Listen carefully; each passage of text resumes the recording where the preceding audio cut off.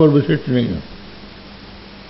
अपर्याय अनेक पद के द्वारा प्रतिपाद्य असर्वश्रेष्ठ एक प्रतिपादकार्थ मात्र ही हमारे वेद बोलते हैं। ये अंतर है। भगवत बादरायण खलु तत्व समन्वयाद सूत्रेण, भगवान बादरायण ने तत्व समन्वयात इस सूत्र के द्वारा अखंडैक रसे ब्रह्मणि वेदांत प्रामाण्यम निरूपयत, अखंडैक रस में वेदांत का प्रमाण का निरूपण किया। अतः तन्मतानुसारिण शंकर भगवत पादा तत्शिष्याश्च तथैव सन्ति न वेदांत वाक्यार्थ लक्षणांतरा।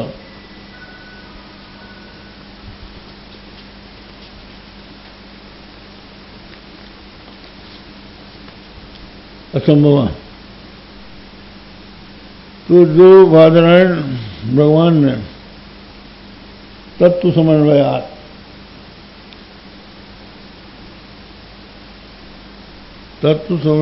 इस सूत्र में ये भगवान व्यास ने सिद्ध कर दिया है कि समस्त वेदों का परम तात्पर्य सिद्ध ब्रह्म के बोध में है, कार्य में नहीं है।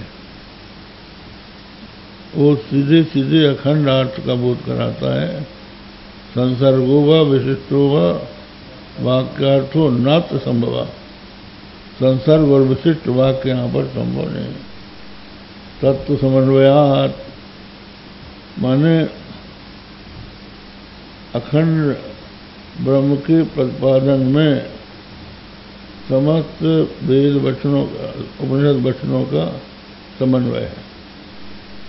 वहाँ पर क्रियापरक कुछ भी नहीं है।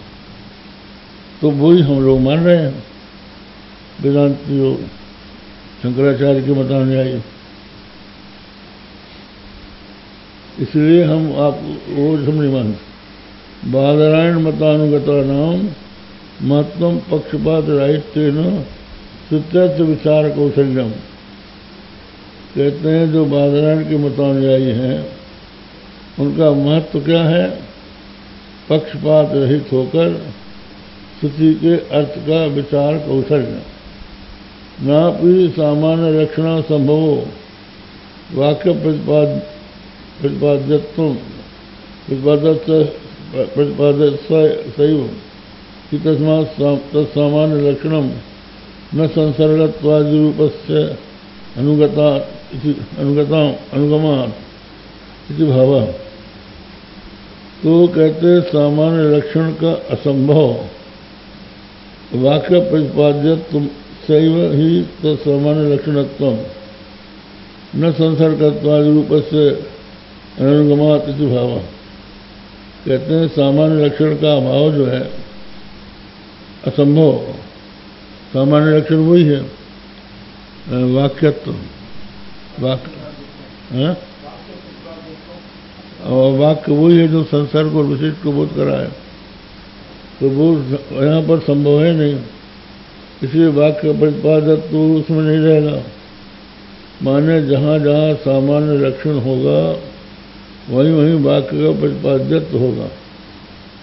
तो कहते हैं जब सामान्य लक्षण का असंभव है तो वाक्य का प्रतिपाद्यत्व असंभव हो जाएगा। और सामान्य लक्षण जो है, लक्षण तो क्या है? संसर्गत्वादि रूप से अनुगमात अनुगमात।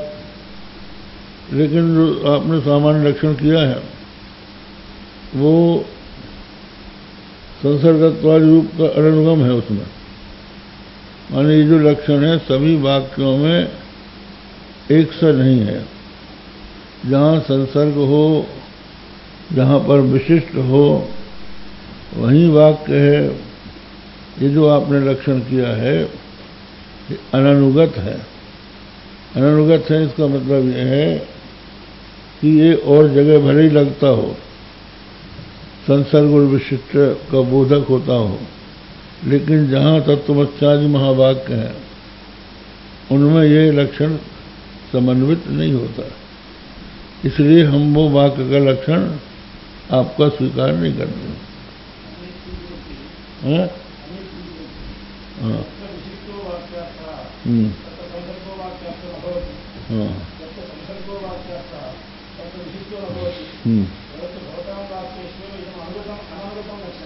एवं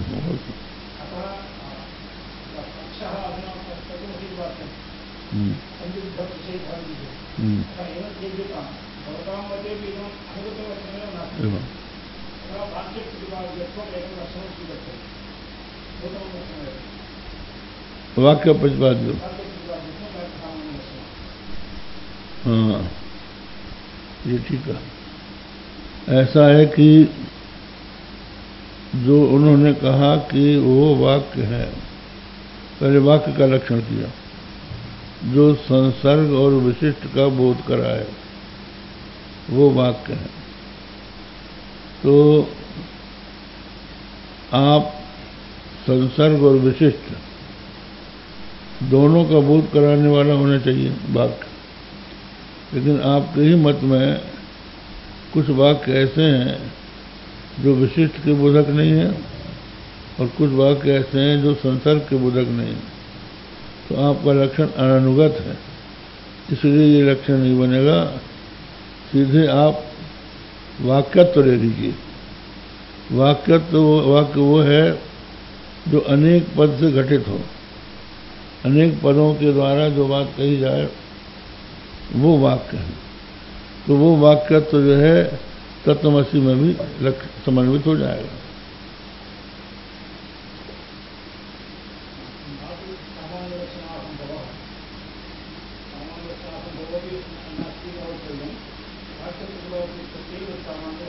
अदुभव भी करा जाएगा, वो भी वाक्य है। भेदादि रूपम बोधयितुम समर्थम यद वाक्यमस्ति तदखंड विलक्षणार्थम तल्लौकिकम भवतु वैदिकमेव वास्तु नास्माकमत्र विषये विमति कदाचित। कहते हैं कि लौकिकम गामवाना इत्यादि, वैदिकम अग्निहोत्रम जुहुत्यादि च अत्रोक्त विषय भेदादि रूपे वाक्यार्थे नास्माकं कदाचिदपि विमतिरस्ति नई वसन्यतया अखंडार्थत्वं वयमिच्छामः इति भावा। ये गुरु कह रहे हैं कि भाई तुम्हारा जो कथन है लौकिक वाक्यों में और वैदिक वाक्यों में तुम क्रियापरत्व मानते हो, तो तुम्हारे मामले में हम कोई हस्तक्षेप नहीं करते। लेकिन ऐसा नहीं है कि सब जगह यही बात हो। हमारा कोई ये व्यसन नहीं है कि वहाँ पर भी हम असंसर्ग और अविशिष्ट का वर्णन करें। वहाँ आप जैसा करते हो अर्थ आप वैसा करो। वाक्य तो वहाँ भी है, चाहे वो संसर्ग को कहता हो, विशिष्ट को कहता हो, चाहे न कहता हो। इसलिए हम व्यसनी से व्यसनी वो है जो कि हर जगह वही बात लागू करे, तो वो हम नहीं करते। लेकिन जहाँ वेदांत बात हो, तत्वमसि अभेद का वर्णन करता हो, वहाँ तुम्हारा ये लक्षण नहीं चले। इदानीम वेदादि वर्जितम इत्यनेन कथितम वेदांत वाक्यार्थ